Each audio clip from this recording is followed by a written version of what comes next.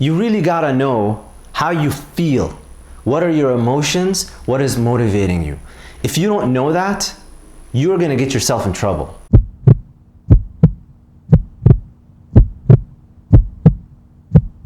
Assalamu alaikum.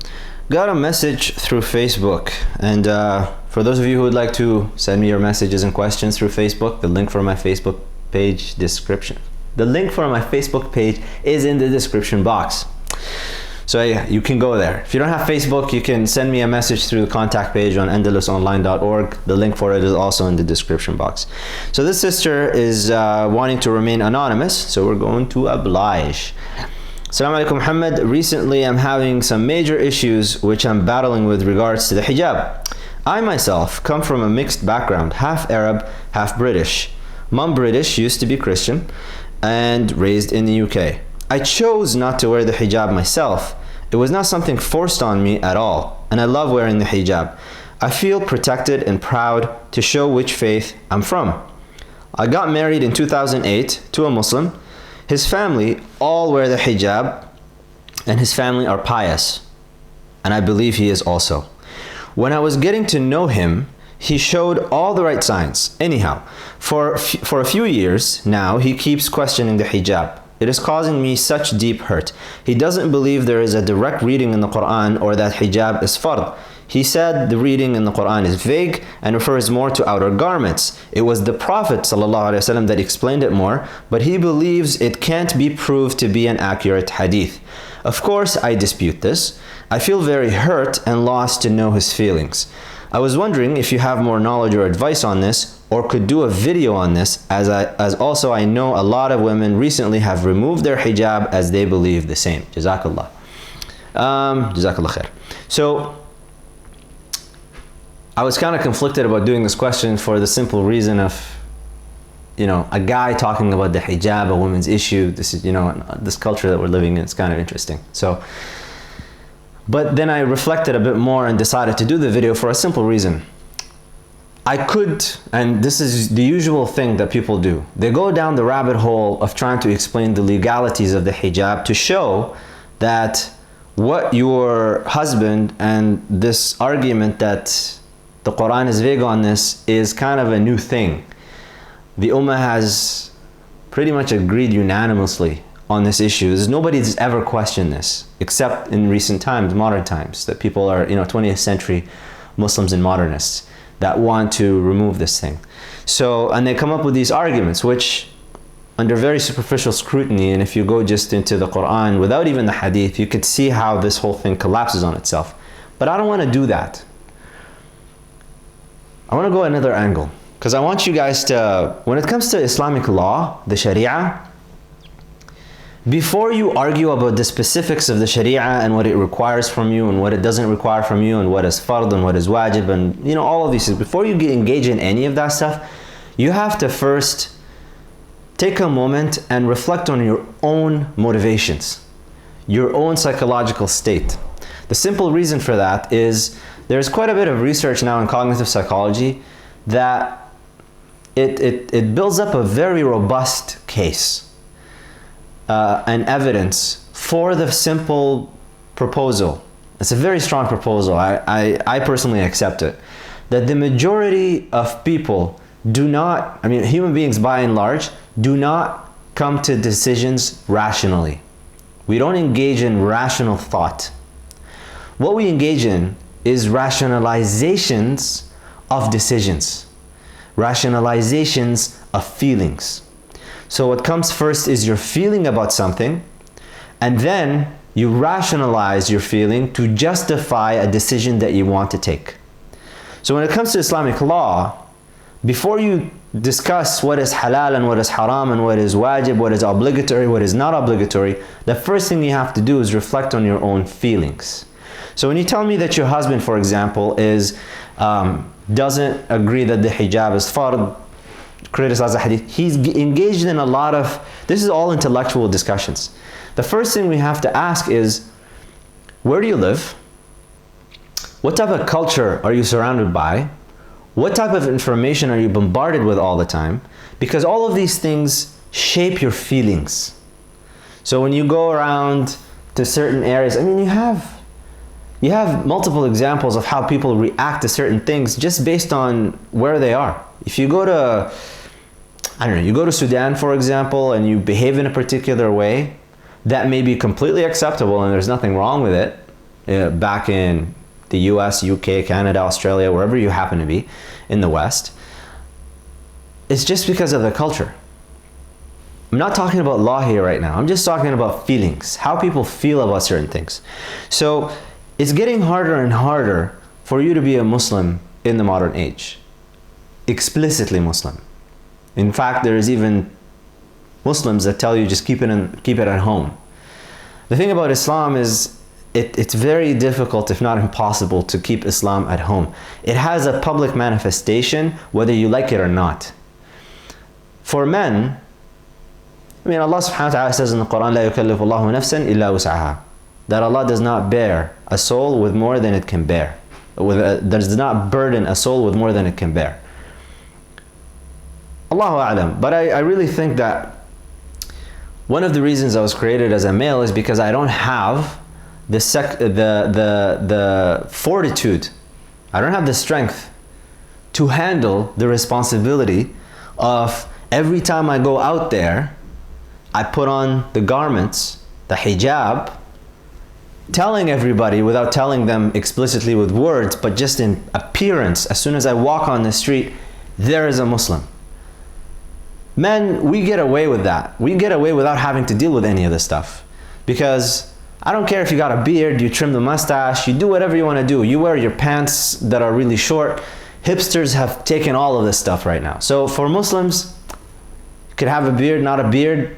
No matter what you do, you could pass for anything. Nobody knows for sure that you are in fact a Muslim until you put on a turban, you put on like a jalaba, you put on like the sarwal qamis, you do something that just explicitly like this person comes from. And even then, what happens in that case? You've told people where you come from, so a location, a country, a place in the world, a geographical location, and then they associate with it that you're a Muslim. But now you got people talking all the time about, don't assume that everybody that comes from country X, Y, or Z, that they are definitely a Muslim, because they may not be.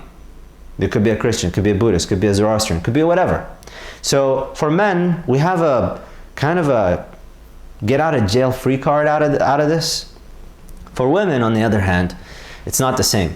And for your husband, when he walks outside with you, it's like by association, guilty by association. She's a Muslim, he's a Muslim.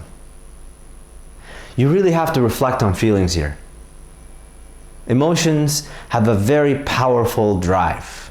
They can drive you to decide one way or another, to justify one thing over another, to do whatever you want. And so this is something, that's why the Prophet ﷺ said in a hadith that's narrated, actually Imam al-Nawawi, it's one of the 40 hadiths, which is quite fascinating. You know, the 40 hadiths is the collection by Imam al-Nawawi. It's like these hadiths, if you can take these hadiths, memorize them, understand them, apply them, they will solve all of your Islam doubts and problems completely. But one of them is that one of the things that was related from the previous nations is that if you do not feel shame, then do whatever you want. إِن لَمْ تَسْتَحِي فَافْعَلْ مَا شِئْتَ. And so that's the idea here. The hijab makes one very self-conscious. And in this culture, in any culture, being self-conscious, being self-aware is indicative of something. I mean, usually it's you've done something wrong, usually. You become really aware. You know that dream where people have like, oh, you're naked on a stage? This self-awareness, it's not associated with positivity usually. And so the hijab is kind of associated with that. You're being self-aware and self-conscious. Even women that take off the hijab. Feelings are so important. I've heard the argument of, well, I don't want to tarnish Islam with anything that I might do that's not Islamic because I'm a representative of Islam, and this idea of going incognito, that you just can sin without associating Islam with it. If you think about it, that's actually a beautiful thing in a strange way. They want to free Islam from it, from their actions, And so they take off the hijab so that if they engage in any questionable action, at least the religion is not tarnished by it. It's a weird rationalization, I get it, but it's just, look at the positive of it. It's kind of, there is something good in that somebody wants to free Islam from, not want to tarnish the image of Islam. Never mind that.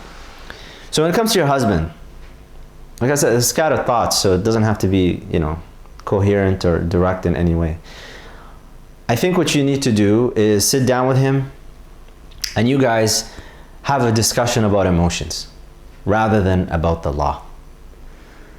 Because if you're going to have a discussion about the law, keep it cerebral, you're not going to get anywhere. And this is especially if he's not aware of what is lying behind the arguments that he's making. He's not aware that he's rationalizing. And when people are not aware that they're rationalizing, that was actually the downfall of Iblis. When Allah subhanahu wa ta'ala asked Iblis, why did you not prostrate before that which I've created with my own hands? Like, why didn't you prostrate before Adam alayhi salam? What did he say to Allah subhanahu wa ta'ala in response? I'm better than him. You created me from fire. You created him from dust. I mean, what's this? He rationalized. He had a particular position and a feeling about Adam alayhi salam. And when he was commanded to put himself in a position that was of vulnerability, of debase yourself and humble yourself in front of this creation, because it doesn't matter what I created him from. This is God talking. I created this being. I am the one who gives commands and orders, and I'm telling you to bow down. Iblis, what did he do? He rationalized. So the first thing you got to do, and this goes, although this is about the hijab, this goes with anything to do with the sharia. Another popular one is music, right? You really got to know how you feel. What are your emotions? What is motivating you? If you don't know that, you're going to get yourself in trouble. But if you're aware of yourself, what's going to end up happening? Sometimes you're going to come to conclusions that are not palatable to yourself. Your ego is not going to like them. But because you're aware of your ego and you're aware of yourself, what are you going to do? Are you going to ride the horse, or are you going to let the horse ride you? So that's really all I got to say about that.